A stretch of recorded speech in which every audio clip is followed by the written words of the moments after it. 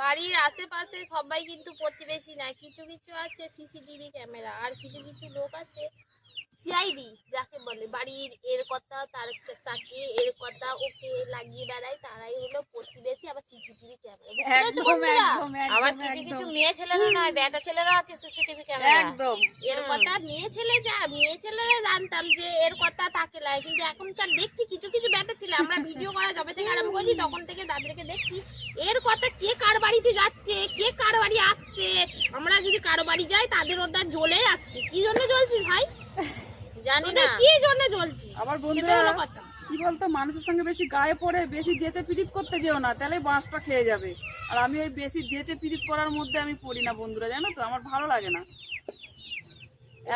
তোরা কি বলছিস, বেশি যেচে পিটিত করা ভালো না? যে যেমন থাকতে চায় তাকে সেরকম ছেড়ে দাও, যেচে পিটিত করতে যাবে তো ঝেড়ে বাঁশটা খেয়ে যাবে। তো বন্ধুরা এইটুখানি, টাটা।